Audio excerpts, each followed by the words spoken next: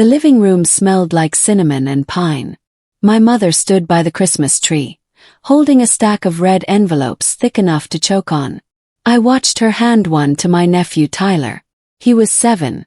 She kissed his forehead and called him her special boy. Then Olivia got hers. Then Blake. Then Sophia. One by one, every grandchild lined up like it was communion. My mother's face glowed with that performance smile she saved for moments when people were watching. She loved an audience. I sat on the couch next to my husband Derek, my hands folded in my lap like a good daughter. I wasn't expecting anything grand. Maybe a card. Maybe one of those envelopes with $50 inside and a note about how proud she was. When the last grandchild sat down, clutching their cash like golden tickets, my mother turned to me. Her eyes swept over me slowly, top to bottom, like she was appraising furniture at an estate sale. Then she smiled. Not warm, not cold, just thin. "You don't need anything," she said. The room went silent. I felt my face get hot. Not anger. Shame. The kind that creeps up your neck and makes your ears ring. My sister Vanessa looked down at her phone. My brother Kyle suddenly became very interested in his coffee mug. Even the kids stopped rustling their envelopes. My mother stood there, hands on her hips, waiting for me to say something. Waiting for me to agree. To nod and smile and prove I was the strong one who didn't need help. I looked at Derek. He was staring at the floor. His jaw was tight. I waited for him to say something. Anything. To tell my mother that wasn't fair. That I was part of this family too. But he just reached over and squeezed my knee under the table. It was a soft squeeze. A warning squeeze. The kind that said let it go. Don't make a scene. I realized in that moment that everyone in this room had known. They'd all seen this coming. And no one had warned me. I stood up and mumbled something about needing water. My legs felt shaky. In the kitchen, I gripped the edge of the sink and stared out the window at the snow piling up in the backyard. I could hear my mother's voice from the living room, bright and loud. She was talking to Vanessa about how blessed she felt to be able to give. How important family was. How she wished she could do more. I turned on the faucet just to drown her out. That's when I heard it. A whisper from the hallway. My Aunt Joyce was talking to my cousin Brielle. "I told Patricia this was a bad idea," Joyce said. "Hannah's going to be hurt." "She's strong," Brielle replied. "She'll be fine." Froze. The water kept running. Strong. That word again. The word my mother had used my whole life to justify ignoring me. Hannah's strong. Hannah doesn't need help. Hannah will figure it out. It was never a compliment. It was an excuse. I shut off the water and pressed my palms flat against the counter. My mind went back to something I hadn't thought about in years. 8 years ago my mother called me crying. She'd lost her job. The mortgage was overdue. She needed $3,000 or she'd lose the house. I was 24. I just started working as a paralegal. I had student loans and rent and a car payment. But she was my mother. So I emptied my savings account and gave her the money. She promised to pay me back in 6 months. 6 months became a year. A year became never. She never mentioned it again. And I never asked. I was too afraid of seeming petty. Too afraid of being the ungrateful daughter. Now she was standing in the living room handing out cash like a lottery winner. Some of that money might have been mine. My phone buzzed in my pocket. Pulled it out. A text from my cousin Brielle. "I'm so sorry. I thought you knew you weren't getting anything." I stared at the screen. My chest felt tight. I texted back. "What do you mean you thought I knew?" 3 dots appeared. Then disappeared. Then appeared again. "Your mom told everyone last week. She said you and Derek were doing great financially and didn't need help like the others." My hands started shaking. Last week. She'd planned this. She hadn't just forgotten me in the moment. She'd discussed it. Decided it. Warned people not to make it awkward. I thought about all the times I'd defended her. All the times my friends asked why I still showed up to family events. All the times I told myself she didn't mean it. That she was just stressed. That she loved me in her own way. I looked at the text again. Didn't need help like the others. Thought about Kyle. He'd been unemployed for 6 months. My mother paid his rent. I thought about Vanessa. She'd bought a brand new SUV last year. My mother co-signed the loan. The drive home was silent for the first 10 minutes. Derek kept his eyes on the road. Kept mine on the window. Finally I couldn't take it anymore. Why didn't you say anything? Asked. He glanced at me. Say what? When she said I didn't need anything. You just sat there. He sighed. Hannah, I didn't want to make it worse. Worse than being humiliated in front of my entire family. Derek's hands tightened on the steering wheel. Your mom thinks we're doing great. I didn't want to correct her in front of everyone. I turned to look at him. Really look at him. What do you mean she thinks we're doing great? He shifted in his seat. I mean, I told her things were good. Derek. My voice was flat. What exactly did you tell her? He didn't answer right away. We pulled into our driveway. He turned off the car and sat there staring at the garage door. I told her I got a raise, he said quietly. I told her we were fine. I felt something cold settle in my stomach. You told her you got a raise. Yeah. The raise you didn't get. Derek rubbed his face. I didn't want her to worry. Worry about what? About us. About you. I laughed. Came out bitter. So you let her think you were taking care of me. You let her think I didn't need help because my husband was doing so well. Hannah, it wasn't like that. Then what was it like? He looked at me. She kept asking how we were doing. How you were doing. I didn't want her to think I wasn't providing. The word hung in the air. Providing. He cared more about looking like a provider than telling the truth. He cared more about my mother's praise than my dignity. So I was humiliated today because you wanted to protect your ego, I said. Derek flinched. That's not fair. No, I said, opening the car door. What's not fair is that I quit my job to support your business. What's not fair is that I've been eating ramen for lunch so we could make rent.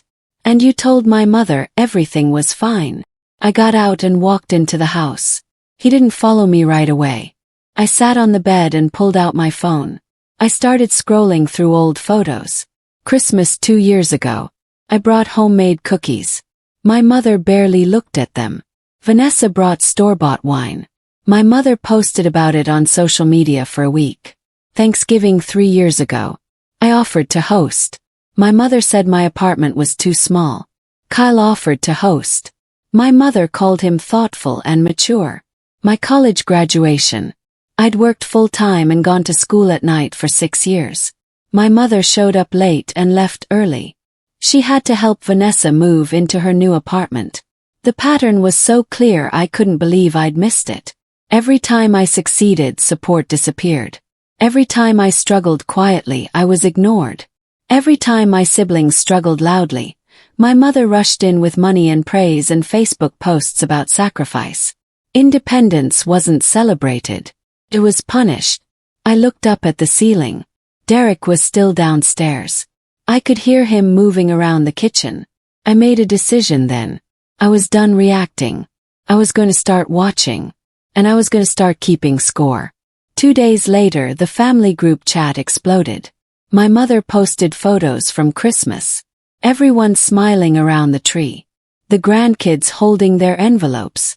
A caption that said, "So blessed to give to my babies. Family is everything." Within minutes, comments poured in. Aunts and cousins and old family friends praising her generosity. Calling her an amazing grandmother. Calling her selfless. I scrolled through the photos. I was in exactly 2 of them. In the background. Blurry. In one you could barely see my face. I noticed something else. My mother had tagged everyone. Vanessa. Their kids. Even Derek. But not me.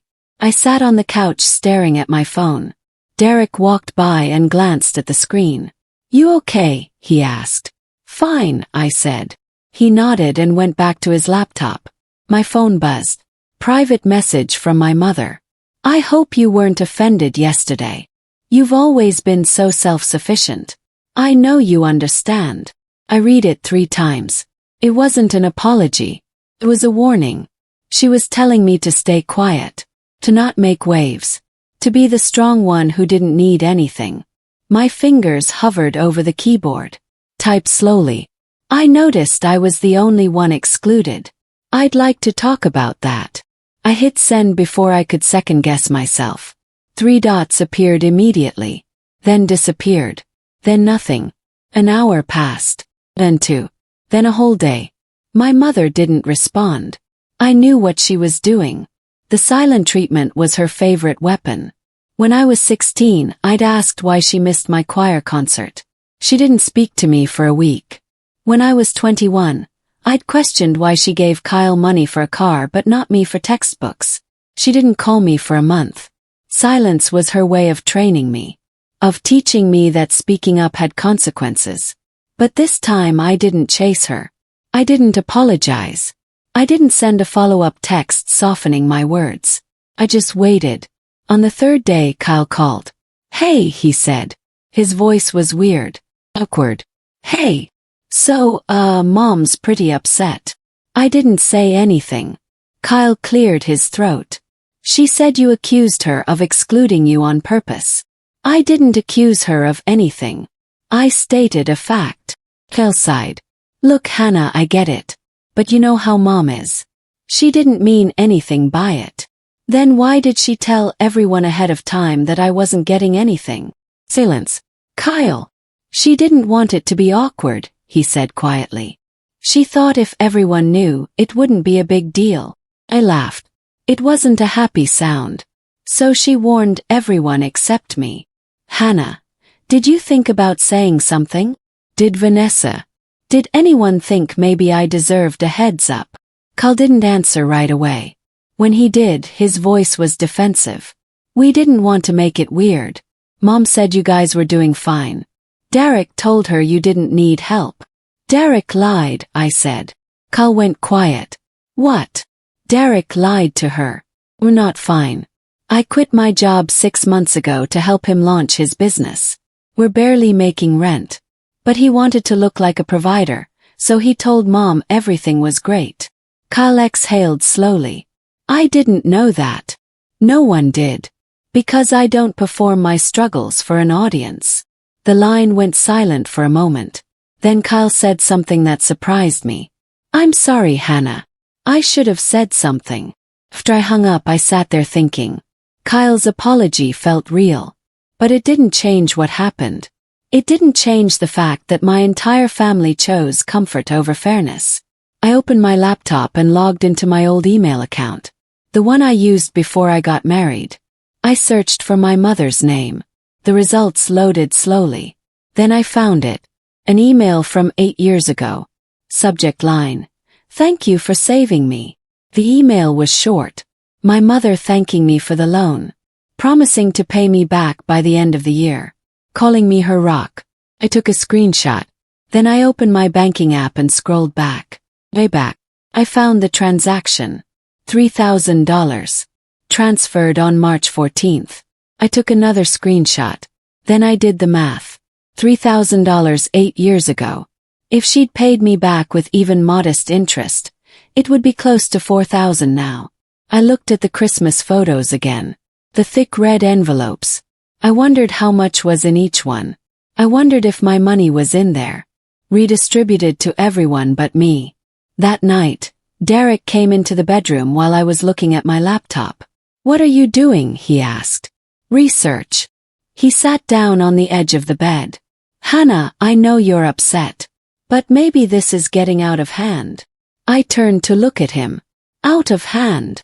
You're turning this into something bigger than it is. My mother publicly humiliated me. My family let it happen. And you helped set it up. How is that not big?" Derek rubbed his temples. "I didn't mean for this to happen. But it did happen. And now I'm the one dealing with it." He looked at me. Really looked at me. "What do you want me to do?" "I want you to stop protecting her feelings and start protecting mine." Derek nodded slowly. Okay. Yeah, okay. I didn't believe him. Not yet. But it was a start. The next day, my mother finally responded to my text. Let's meet for coffee. Just the two of us. Let's talk this out like adults. I stared at the message. Like adults. As if I was the one being childish. As if I was the one who needed to be managed. I agreed to meet her. But I wasn't going empty-handed. The coffee shop was busy. My mother was already there when I arrived, sitting in a corner booth with a latte and a smile. She stood up and hugged me. Oh, sweetheart, I'm so glad we're doing this. I sat down across from her. She reached across the table and patted my hand. I've been so worried about you, she said. Her voice was syrupy, concerned. The voice she used when other people were around. I don't want there to be tension between us. Then why did you exclude me? Yes. Her smile faltered. Just for a second. Exclude you. Hannah, that's not what happened. You gave every grandchild cash. You gave me nothing. You don't have children, sweetheart. The gifts were for the grandkids. Kyle doesn't have kids either. He got $200. My mother's face tightened. Kyle is going through a hard time. So am I. But Derek told me you were fine. I leaned forward. Derek lied. We're not fine. I quit my job to support his business. We're struggling. My mother blinked. She looked genuinely surprised. I didn't know that. You didn't ask. She sat back. Her face shifted. The concern melted into something sharper. Well, if you'd been honest with me. Like you were honest about the loan. I pulled out my phone and showed her the screenshot. The email. The bank transfer. My mother stared at the screen. Her mouth opened, then closed. That was years ago, she said. 8 years. You said you'd pay me back in 6 months. I was going to. You never mentioned it again. And now you're handing out cash at Christmas. Some of it might as well be mine. Her face went red. How dare you? How dare I what? Ask for what I'm owed. People at nearby tables were starting to look. My mother lowered her voice. She leaned in close. You're trying to make me look bad. I'm trying to tell the truth. If you keep pushing this, Hannah, you're going to isolate yourself. The family won't take your side. I felt something cold wash over me. Not fear. Clarity. Is that a threat? My mother's eyes went hard. It's a warning. Don't turn the family against me. I realized in that moment what I'd always known but never admitted. My mother's power only existed because I stayed quiet. Because I swallowed my hurt and smiled through holidays and pretended everything was fine. The second I stopped pretending, her power disappeared. I stood up. I'm not turning anyone against you, Mom. I'm just done protecting you from the truth. I walked out of the coffee shop and sat in my car. My hands were shaking. Not from fear. From adrenaline. From relief. And said it. I'd finally said it. When I got home, Derek was at the kitchen table with his laptop. I sat down across from him and slid my phone toward him. He looked at the screenshots.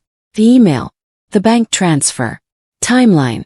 I gave her $3,000 8 years ago, I said. She never paid me back. And now she's telling people I don't need help. Derek stared at the screen. I didn't know about this. I didn't tell you. I didn't tell anyone.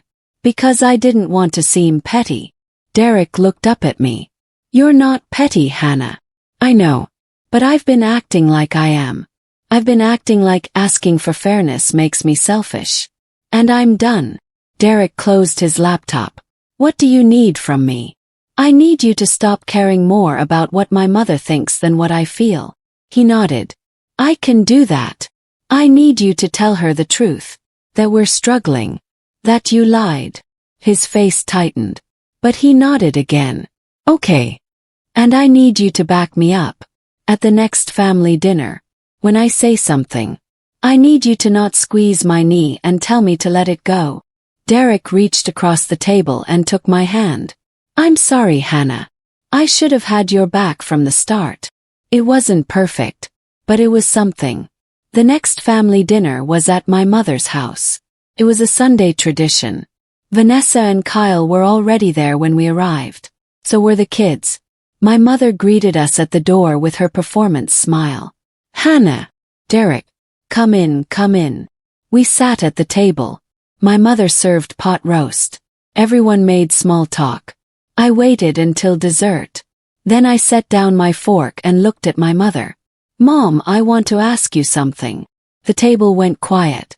My mother's smile froze. What is it, sweetheart? Why was I the only one excluded from the Christmas gifts? Vanessa's fork clattered onto her plate. Kyle stared at his coffee. My mother laughed. It was a tight, nervous sound. Hannah, we've talked about this. We talked in private. I'm asking now. In front of everyone. Derek reached over and put his hand on mine. Not to stop me. To support me. My mother's face changed. The sweetness drained out of it. You're being ridiculous. I'm being honest. You're trying to embarrass me. I'm asking a question. My mother's voice rose. You don't need help, Hannah. You've never needed help. You've always been fine on your own. That's not true, Derek said. Everyone turned to look at him. He didn't look away. We're not fine. I lied to you. I told you we were doing great because I didn't want to look like I was failing. But the truth is, we're struggling. My mother's mouth opened, then closed. She looked at me, then at Derek, then back at me. You're making this up. I'm not, I said. I quit my job 6 months ago. We're barely making rent. And you gave everyone else cash while telling me I didn't need anything. That's because Derek said. Derek lied. And you didn't ask me. You didn't check. You just assumed. My mother stood up. Her chair scraped against the floor. I don't have to sit here and be attacked. I'm not attacking you. I'm telling you how I feel. You're ungrateful. The word landed like a slap. But I didn't flinch. I gave you $3,000 8 years ago, I said. My voice was calm. Steady. You promised to pay me back. You never did. And now you're handing out money like it grows on trees. So don't call me ungrateful. The room went completely silent. Vanessa stared at her plate. Kyle looked at my mother. My mother's face went pale, then red. That's ancient history. Then why didn't you pay me back? She didn't answer. Because she couldn't. The mask was cracking. For the first time everyone could see it. Kyle cleared his throat. Mom. My mother turned to him. Her eyes were wild. What? Hannah's right. You've always done this. My mother's face twisted. Done what? Kyle looked uncomfortable. But he didn't back down. You help some of us more than others. And you act like the ones you don't help are better off. Vanessa looked up. He's right, Mom. My mother looked between them. You're turning on me. We're not turning on you, Vanessa said. We're just saying maybe you weren't fair. My mother's hands were shaking. I gave you everything. You gave us what you wanted to give, Kyle said. And you ignored Hannah. My mother turned to me. Her eyes were full of something I'd never seen before. Not anger. Fear. Fear of losing control. I did my best, she said. Her voice cracked. I did what I thought was right. Then why didn't you pay me back? Yes. She didn't answer. I pulled out my phone and set it on the table. The screenshot of the email was on the screen. March 14th. 8 years ago. You said you'd pay me back in 6 months. You called me your rock. My mother stared at the screen. Her lips moved but no sound came out. I didn't ask for it back because I didn't want to seem petty, I said. I didn't bring it up because I didn't want to hurt you. But you never had that same consideration for me. My mother sat down, slowly, like her legs had given out. I forgot, she whispered.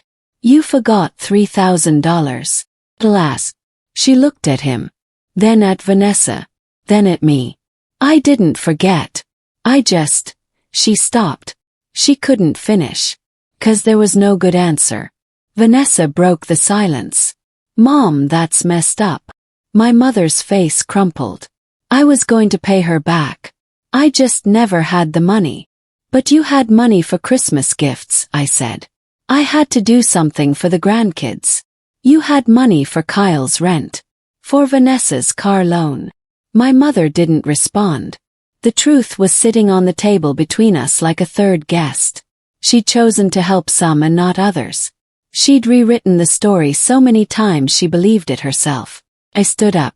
I'm not doing this anymore, I said. My mother looked up at me. Doing what? Pretending. Performing. Protecting your feelings at the cost of mine. Hannah, I'm stepping back, Mom. From dinners. From holidays. From this. Her face went white. You don't mean that. I do. Derek stood up beside me. We both do. My mother looked at Vanessa. Kyle, you're just going to let her do this? Kyle didn't answer. Vanessa looked down at her plate. I picked up my coat and walked to the door. Derek followed. The next few weeks were strange. My mother sent frantic texts, voicemails. She tried to guilt me, then bribe me, then threaten me. I didn't respond to any of it. Derek stayed solid. He'd told my mother the truth in a follow-up message. About the business. About the money. About the lie. She didn't respond to him either. Vanessa called once. Are you okay? She asked. Yeah. Mom's losing it. She'll survive. Vanessa paused. I'm sorry, Hannah. For not saying anything at Christmas. I know. Do you forgive me? Thought about it. I'm working on it. That was the truth. Forgiveness wasn't instant. But I wasn't carrying the weight anymore. Kyle sent a text that just said, proud of you. I cried when I read it. Not sad tears. Relief tears. The kind you cry when you realize you're finally free. At work, I started looking for new opportunities. I'd been out of the legal field for 6 months, but I wasn't rusty. I was sharp, motivated, ready. Derek's business started picking up. Slowly. We weren't out of the woods yet, but we were moving forward. Together. Without the weight of my mother's expectations crushing us. Thanksgiving came around. My mother sent an invitation to the family dinner. I didn't respond. Vanessa called. Are you coming? No. Mom's going to be upset. She'll survive. Thanksgiving Day, Derek and I stayed home. We cooked a small turkey. Watched football. It was quiet. It was peaceful. Around 8 o'clock my phone buzzed. Text from my mother. I miss you. Can we please talk? I stared at the message. Part of me wanted to respond. Part of me wanted to fix it. But I knew better. Fixing it meant going back. And I wasn't going back. I turned off my phone and went back to the couch. Derek looked at me. You okay? Yeah. You sure? Smiled. I'm sure. 'Cause I was. For the first time in my life, I wasn't waiting for my mother's approval. I wasn't performing strength to earn love. I was just living. And it felt like freedom. Christmas approached. I didn't dread it. I didn't feel anxious. Felt calm. We made plans with friends. People who chose us. People who saw us. People who didn't need us to be strong or quiet or convenient. People who just liked us for who we were. On Christmas Eve we had dinner at our apartment.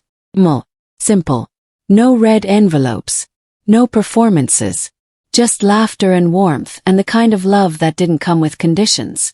Derek raised his glass. To new traditions. To new traditions, I echoed. We clinked glasses. I looked around the table. At the friends who'd become family. At the life we were building on our own terms. My phone buzzed on the counter. I ignored it. Later, after everyone left, I finally checked. Another text from my mother. I have something for you. A late Christmas gift. Can I drop it off? I showed the message to Derek. What do you think? He asked. I think it's bait. You're probably right. Typed a response. I appreciate the thought, but I'm not ready to see you yet. I hit send. 3 dots appeared immediately. Then disappeared. Then appeared again. I just want to make things right. I read the message twice. Then I typed. Making things right means respecting my boundaries. I'll reach out when I'm ready.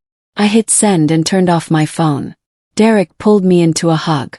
You did good. I nodded against his chest. I know. The gift arrived anyway. Package on our doorstep 2 days after Christmas.